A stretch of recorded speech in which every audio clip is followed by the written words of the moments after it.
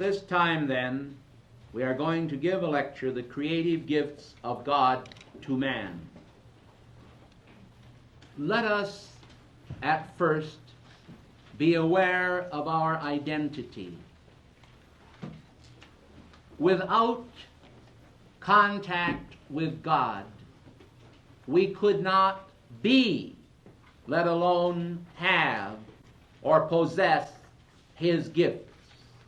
And the gift of creativity, which has manifested itself throughout the entire historical stream. The Colossus at Rhodes, the Pyramid of Giza, and the pyramids, and all of the manifestations such as the Eiffel Tower, the Washington Monument, all of these colossal architectural achievements are only visible reminders of what man can do in part. The culture that is expressed through the great masters of music, which throughout the ages have held men bound in consciousness to the rapture of the music of the spheres that is introduced through these pieces, also makes us aware in part, either consciously or unconsciously, of angelic presences and of mystery inherent within the universe. We cannot live without being aware, if we are aware at all, of the fact that there are manifold mysteries in creation, and even in our own physical bodies there are mysteries.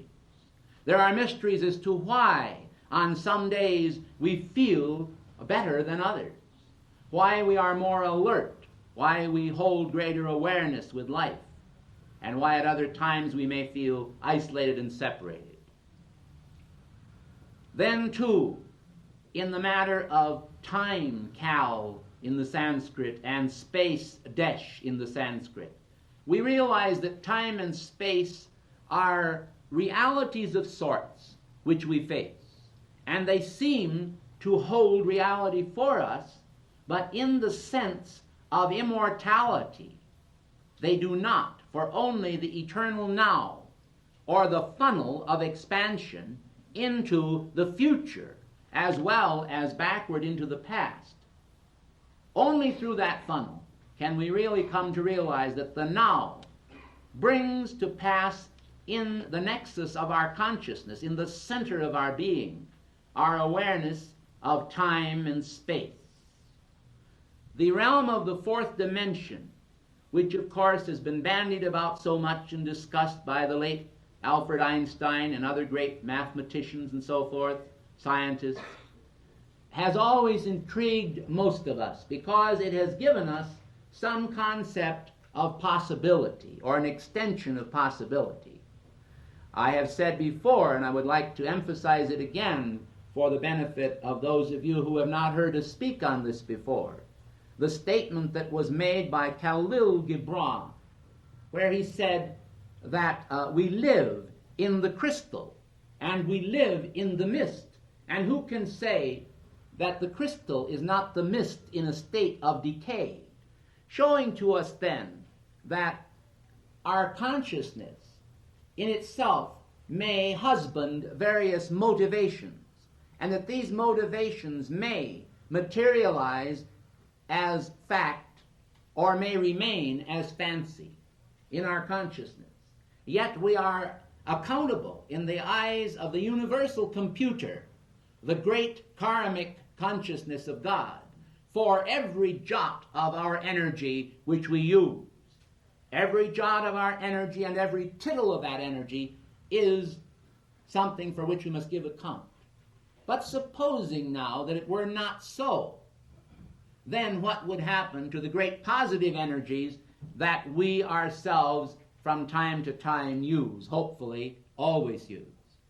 Do you see what I mean? If a man could not receive what appears to be a form of punishment, but in reality is only chastisement for a purpose, if he could not receive that, how then could he receive through this giant computer of the consciousness of God, how could he receive the blessings which he ought to receive as rewards for all of the things which he allows to use his consciousness, which are benign. So we must recognize that there is a force in the universe that seems at times to be not benign because it borders on punishment. We saw it in the case of Moses and the tablets of the law when he descended the mountain and found the children of Israel dancing around the golden calf. We have to imagine ourselves as Moses in order to really feel what he felt. He was with God, and his face shone as the sun. Like Christ, he was transfigured in the mountain. And he came down with this mystical fire of the living God upon his face, only to hear the cacophony of all of these people dancing around the golden calf, having melted their earrings and all of their jewelry down into a golden calf and molded it as though it were a god. He then broke the tablets of the law and naturally upbraided them, returned once again into the mountain where God himself wrote down these great laws again and brought forth the Ten Commandments. So we see in the historicity of all of this something that is a part of ourselves, because we cannot actually regard the consciousness that we have in our own being as having not existed in the time of Moses or in the time of the foundation of the world.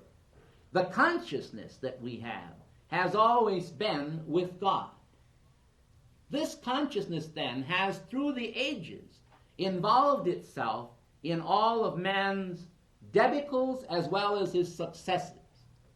And history is composed of both fame and failure. Fame of the kind that we like to think of as God's success, as having meaning for humanity, as having enriched the lives of people. In the name of heaven, we are not here in this world in reality just simply to have fun, but rather to have fun enriching the lives of people, and above all, esteeming the meaning of our own life as having great value, not some little tiny thing that has no meaning at all. Life is great, but it must be understood. We have to understand it individually. When we fail to have this understanding, we become very self-centered in our own human expressions and very critical of the expressions of others, because we lack those tolerances by which we are able to make progress, because we are free from the weights of sin which so easily beset people because they spend too much of their time condemning the activities of others without actually utilizing the great God-given powers that they have been given themselves, you see.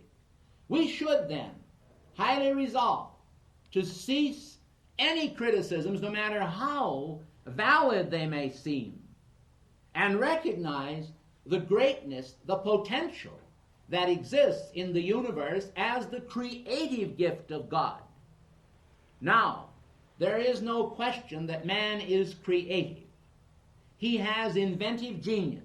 We find in the time of the confusion of speech that the great cosmic beings that were consorting over this specific planetary body as emissaries of the living God, which is spirit, we find them consorting and saying, "Let us go down now and confuse mankind, for they are becoming as wise as we are." But you see, they were becoming as wise as gods without having the great tolerance and understanding, the great compassion of God in their consciousness.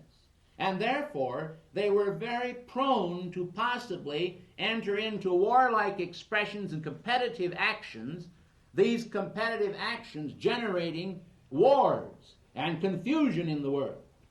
Well now, what then did the angels say? And the great cosmic beings. They said, "Let us go down and confound them," because they said, before too long, nothing shall be impossible unto them. Throughout the ages, there have been those who have not been satisfied with the universal mind of God. They have not been satisfied to fit into the niche of that mind. the great magnificence of that niche and try to work with the tide of God flowing through the whole consciousness of the race. Instead, they have thought to subvert the powers of the universe, to gain controls of the rods and the cones and the mystical geometric expressions and the force fields of the universal, the powers of the angels, and all of the powers of the universe that borders on magic to man in his superstitious sense. They have tried to subvert these force fields and this energy and create those black magic matrices which draw all energy through their consciousness in order that they may bring about in the world what they want, thus being as gods, without understanding that such a dreadful situation cannot actually exist with any degree of permanence. It will always have to be brought down by the powers that be. And the powers that be, the powers of the living God, are so fearfully and wonderfully organized that even the dark powers have no chance permanently of doing anything to the living God that would in any way create any problem for God. But for man, yes. They can create problems for men who are misinformed, for men who are in ignorance, for people who do not understand the laws of God, how to control them, how to function in the framework of these laws. Do you see? And so when we understand this, we recognize that it's a long day that has no turning. We recognize that in order to reestablish ourselves in contact with the creative gift of God, we have to do something to change ourselves or be changed so that we can manifest the beauty and perfection which God has in store for us, which perfection is not in some far-off, vast vault of the blue heavens or in some far-off star, but rather comes down to the realm of individual ideation, right down to your heart, right down to your mind, right down to you. You can have the creative gift of God. And if you have it already to some degree and wish to enhance it, you can enhance it, or you can have it enhanced, because it is a living potentiality within every individual, and it is a flame. What did I say? I said it is a flame, because it is a part of the victory of God over matter. And how is that achieved? The victory of God over matter. Matter in itself does not have intelligence except its own innate intelligence, that which God placed there. You have creative intelligence. Therefore, it is up to you to learn how to utilize the creative gifts which God has already given to you and which you have already received but may or may not fully realize. I think this is very important because long ago over the ancient temples it was inscribed, "Man, know thyself." But the statement, as the Master told me one day, was actually extended in mystical lore a little bit further, and it said, "Man, know thyself as God." This means that it was the Father's plan and intent that each of us should have equal power to the Godhead in a sense of complete accommodation.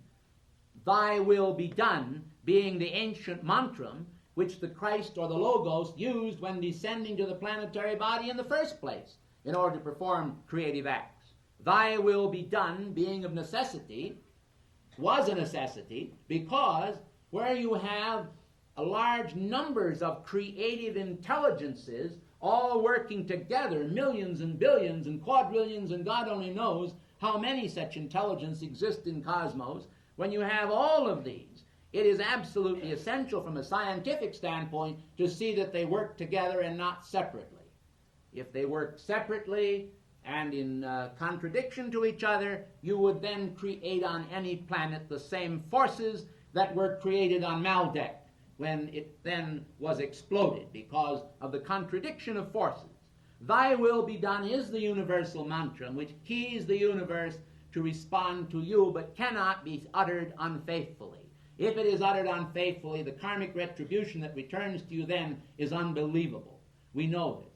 And therefore, all of us should understand that the refuge of each individual is the will of God. Okay.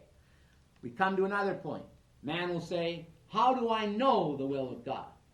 Naturally, it is essential that mankind seek the will of God as he would pursue any worldly endeavor. But the will of God does fit within a wholesome framework, such a wholesome framework that Christ Jesus long ago said, by their fruits shall ye know them. Therefore, the manifestation of fruits falls within the framework of love, of joy, of peace, of compassion, of tolerance, of understanding, of God-seeking, of virtue, and the multiplication of that virtue not in the framework of some carnal-minded self-righteousness which floods the world today, making people to say, well, I'm better than this person because I've never done that. It is not what you have done or what you will do. It is a matter of what dwells and abides deeply in your heart as motivation. For if your motives be pure, it is impossible for you to act impurely and not know that you have done so. If your motives are pure, then the matrice or design of your consciousness is such that you will automatically fall into the slot or the highway of righteousness without any sense of feeling that you are better than any other human being. Because were it not for divine grace, we would all be in the same place. And it will be because of divine grace that we also will be in the same place, do you see? But we have to work with grace, not against it. Every once in a while you hear of a swimmer saying, I can swim against the tide. Oh, we all can. We can go out here and forget about this potential, forget about the creative grace that we have been given. Well, most people, because they've not used creative intelligence, creative grace, because they have failed to utilize it, they somehow let it slip from the screen of the mind.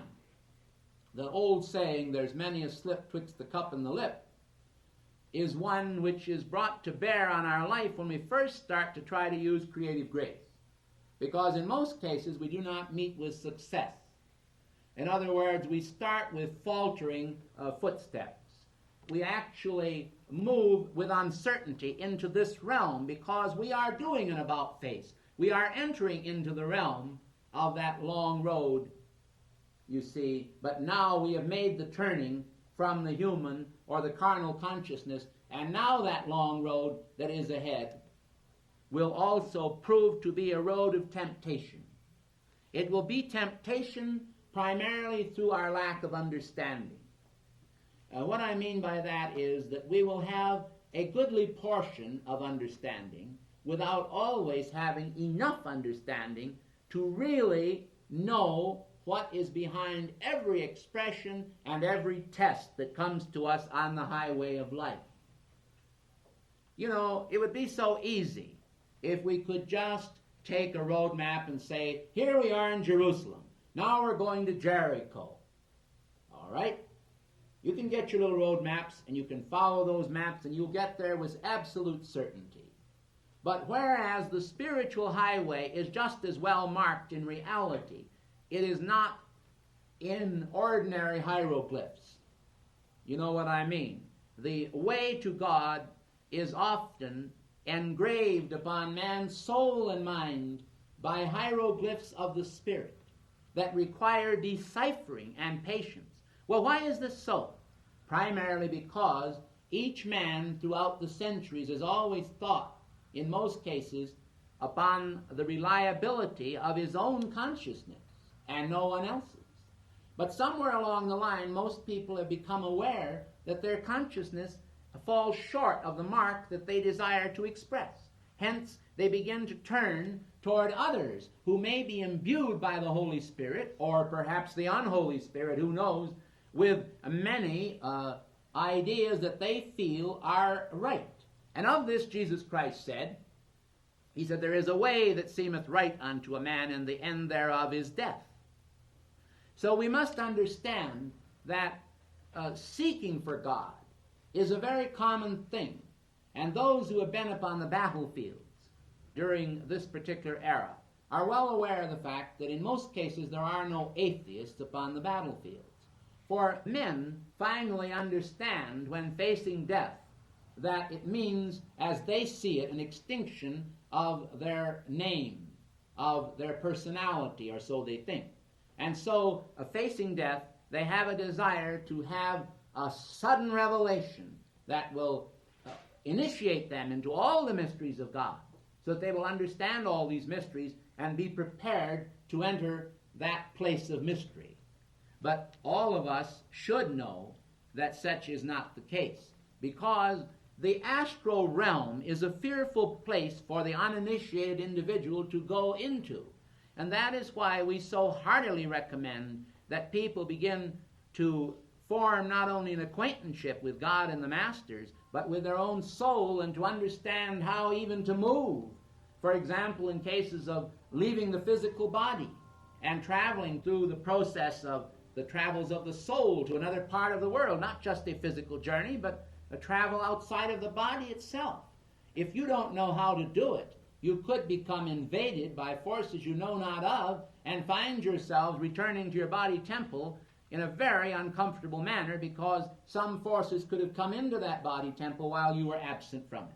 I'm just telling you that because it is true, and because I do not recommend to the novice that he engage in these things without first engaging in some point of contact with the divinity of his nature and the powers of that divinity, and to begin to utilize those powers not only in a creative way, but in a way of life as he goes through the battles of life, so that he has understanding of the needs of his soul and does not just feed his physical body.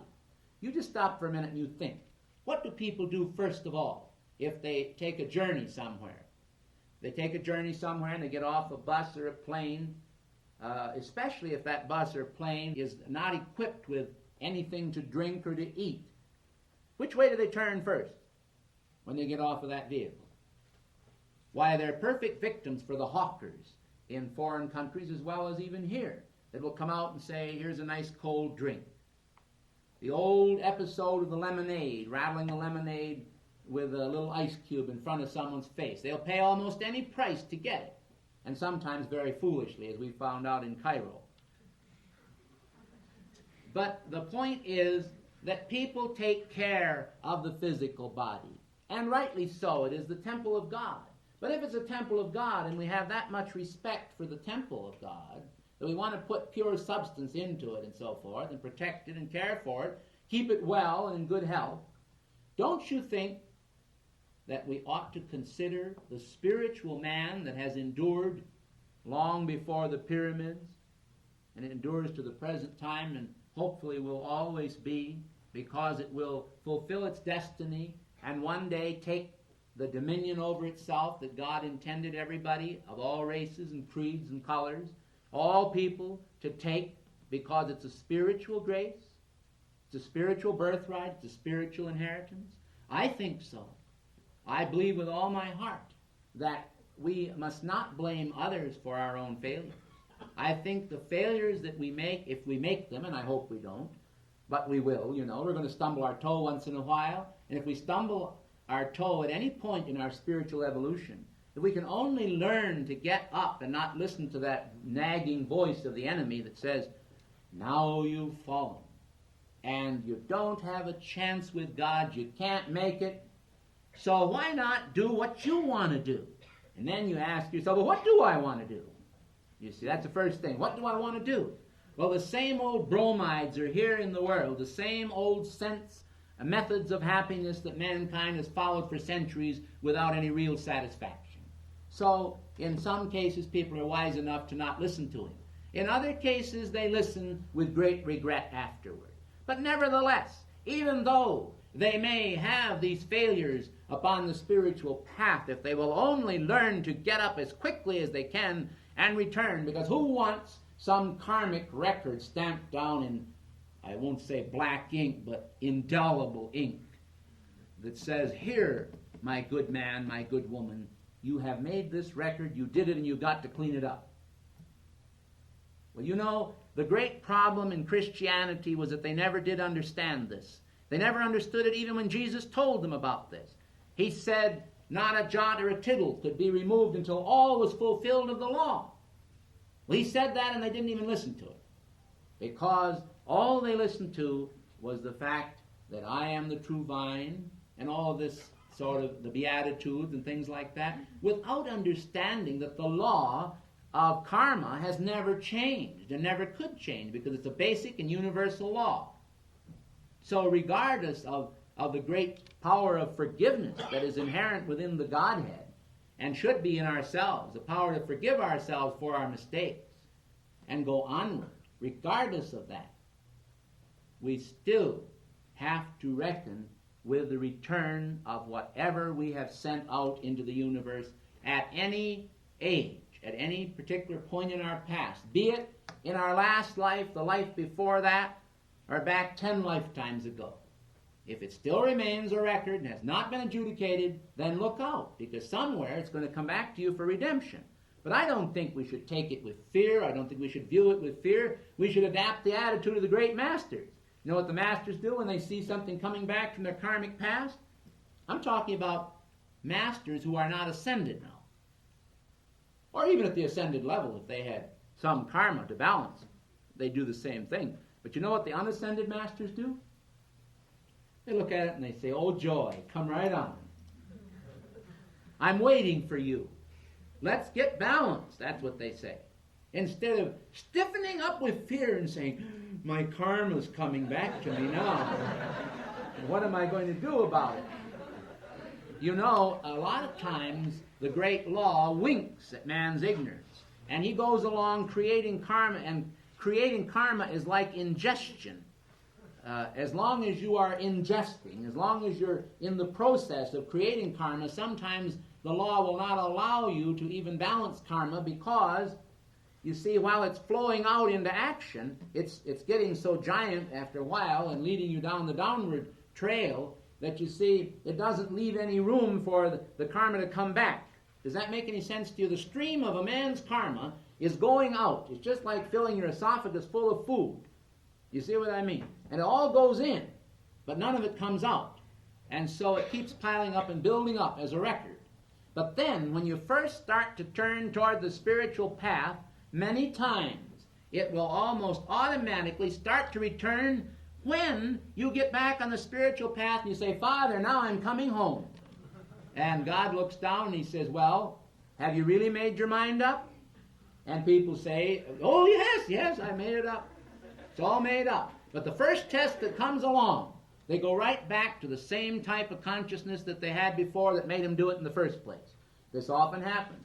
The good resolves of men, if they only had happened, would have melted away the whole karmic pile long ago. But the resolves seem to fall short, that is, the resolution seems to fall short of the action. And so what we all must learn is to gauge our actions. We have to look at our actions, which speak so much louder than our words. The actions, the things we do, and we must include in these things something else. That is our recognition of thoughts and feelings. If we have good actions, and we give away alms to the poor, we pray each day for the sick, we're doing all kinds of good things. But we see a certain part of life, a segment of life that is a little unwholesome. Maybe it comes out of the underprivileged areas of the city, and somebody comes out, and somehow or other they haven't shaved, they haven't kept themselves up properly, and we look at them and we say to ourselves, what a blight, Isn't this awful, And look down on these people. Now this is feeling. It's feelings of condemnation leveled against people. I agree completely with the fact that higher standards of culture and higher standards of living are far better. I admire a man or a woman or anyone that I see properly groomed. But I have found out over the years from the masters that it is very silly if a person chooses a lifestyle to express that is not the well-groomed lifestyle, to condemn them. Because why did they choose this lifestyle in the first place? And why is it now their choice? Well, the fact that it is their choice does not make it right or wrong. But it does not make it right or wrong either if we turn around and add the fruit of our condemnation to it, because it creates a karmic pattern that we then have to balance. So, we must learn to free ourselves from all these karmic patterns in order that the gift of cosmic creativity may come to its amplified potential in our world. Because only then can we really be free. As long as we have these hang-ups, I don't care what they are. We're like a punch-drunk prize fighter. Every time the bell rings, we come out fighting. You know. And this is exactly the way it is. It's people's anathemas that misguide them and stultify or stop the flow of creativity in their world, because they're so busy with the fruit of condemnation. And after all, there's so many people you can condemn today. I mean, they're just everywhere you go, you can see something to condemn people for. Well, why not then start realizing that you cannot point a finger, as the French say, he who points the accusing finger, he has 3 fingers pointed back at himself. You see? So, actually, this is true. If we were exposed to some of these things, you know, it would be quite shocking to us if we would see that we actually have done the same things the people we're pointing our finger at have done without even realizing it. But maybe we called it by another name. Today I was talking to one of our local bankers, and he was telling me that it was very important that we should have urban renewal in this city in order to wipe out some of the blight areas of the city. So they chose some of the areas that we didn't consider the blight areas, and so we asked them why they considered those areas to be blight areas, and he said because of the pimps and the prostitutes. So I said to him, I said, well, these have always existed. Ever since I was a child, I've heard of this. But I said, just because these unsavory people, which you've talked about, walk around in this area of the city, I said, doesn't mean that the same kind of people do not exist at the highest social levels called by another name. And he said to me, he said, you would probably know, I wouldn't. So once again, we find that the same thing is stated as in the time of Christ, where it says he was a friend of publicans and sinners. I mean, in other words, the minute you try to espouse the cause of building a better humanity, right away you become the victim of someone's misplaced malice because they have to fight back. But this type of competition is really worldly. And yet, of course, we who live here have to at times cope with it. Of course, I didn't engage in any further discussion. I just smiled. But the point is, I'm still smiling. But the point is that he who is without sin among you, let him first cast a stone at her. And so we have to learn to enjoy what a wonderful feeling it is when we can quit throwing stones at anybody. That is the beginning of the creative gift in man in expression, because then you're free from all of the energy tie-ups that completely pulls your muscular energy, your mental energy, your spiritual energy, all into tiny knots of frustration and political domination, where you're going to allow yourself to be divided and conquered. As long as people can cut you up into pieces, they can conquer you. But when you reach a point where you can understand that forgiveness and openness unto God will free the creative gifts that are within you from the domination of all of these negative energies of the world, you will then begin to release your creative gifts, whether that be in song, or whether it be in prose, or whether it be in prayer, or whether it be in engaging in some business that is calculated to create new jobs and opportunities, or you're going to be an artist, you're going to create in word pictures thoughts of beauty and inspiration to mankind. whatever it be, whether it's the healing arts of acupuncture, or whether it is a newness and fresh understanding in the world, like Pope John saying, let's throw open the windows. It doesn't matter, or what religion you come from or where you come from. You all came from God, and to God you shall return. It's a question of how painful shall that process be. Creativity is different. Creativity makes people feel free. People know they're free. What time do I have? I have 15 more minutes. You know, I do not organize these things at all. I believe that the Spirit of God will give me at that hour what I need to say. And so it is. And so it was in the days of Christ Jesus. And so it was in the days of each of the masters. And so it is in your day. And so it always will be. And we must understand that, because it is the fulfillment of a great law, the law of supply and demand. There is a supply in the Spirit of God of every need that man has. And when we begin to understand that, we can draw upon the great creative intelligence of God and bring that creative intelligence down here into the world of form, where it can perform, perforce, that work which is needed by mankind. Ideas, thoughts are things, Ella Wheeler Wilcox said. Thoughts are things, and on their airy wings they speed out from the track of your mind to bring you back exactly what you sent out. And so we have to recognize the law of return, that what we send out, return. So watch your thoughts and the quality thereof. Remember that you are a guardian of your own peace. You are a guardian of the peace of mankind. You are a guardian of the peace of love. All things are yours to guard and to treasure. But if you really treasure God, you will only treasure beauty, because a thing of beauty is a joy forever. These sayings did not arise from ignorance, but from a cup or a cornucopia of knowledge. And when we all begin to understand that, we will proceed to think in a different way, to feel in a different way, and to be a different person. I do not think it is wrong for people to say, back when? Because we all had to start somewhere, and we started in the heart of God. Now, how did we get from the heart of God into our present state of confusion? Well, it wasn't easy. But we did, and here we are. Now we are on the pathway of return. But remember, it is a conscious return based upon spiritual knowledge and spiritual hope and regeneration. The Master said, ye shall follow me in the regeneration. And so we all shall. The question is, when?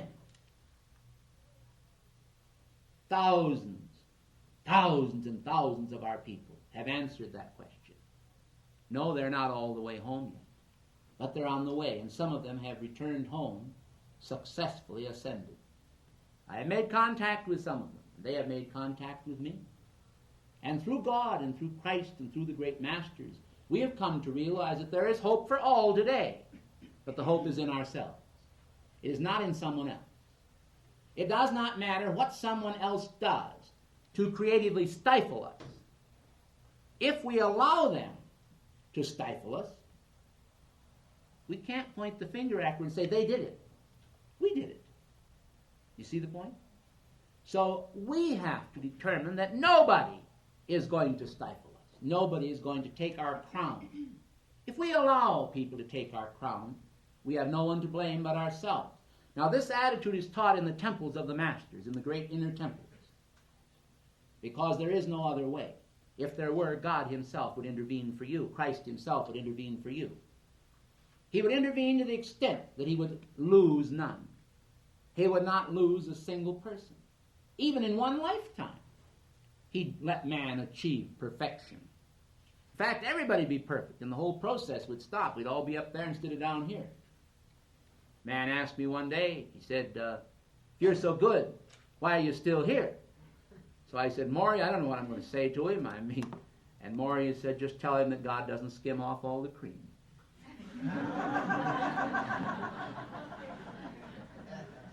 So you have to have enough faith in yourself to believe, not on your own self-righteousness, but on the righteousness of the plan. The plan is right. There's nothing wrong with the plan. There is something wrong with our failures to use it, or our failures to apprehend it. Intellectually, we might be able to mold some sort of a geodetic dome like Buckminster Fuller, but I hardly think it would have enough angles, seeing that the world is so involved and complicated and human lives are so involved and complicated, to actually give us our freedom. Our freedom must come by the flexibility of spirit itself, of the one spirit by which we were all created. Nothing really can be lost, because it all comes from God and will return to God whether or not we return with it. And here is the whole pattern, what has been called by some the second death. Now, the second death is not something to be afraid of, because most of you will never go through it. Few people do, and it's really an act of mercy.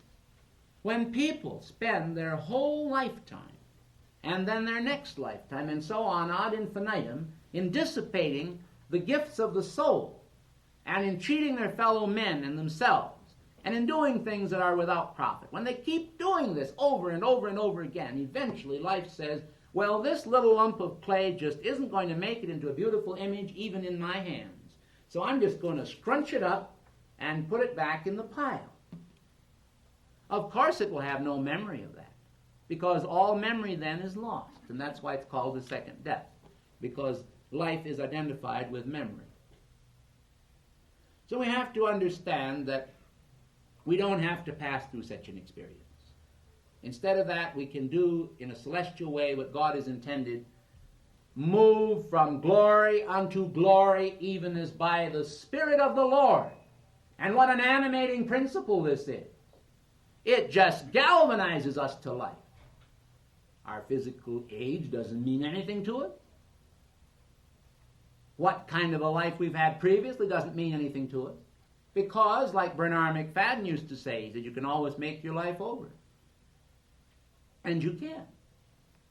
Behold, I make all things new is a perennial statement. And it is very, very important. Keep a fresh outlook upon life. Don't allow yourself to ever fall down into the doldrums like an old rotten orange or apple and say, well, I'm fit only for the garbage can.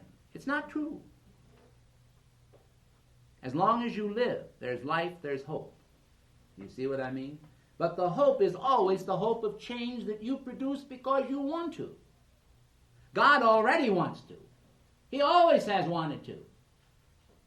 The impediment has been created by you, or you've allowed the impediments of others to invade your consciousness. And this is the whole problem with the creative gift. Now, the creative gift may be manifold.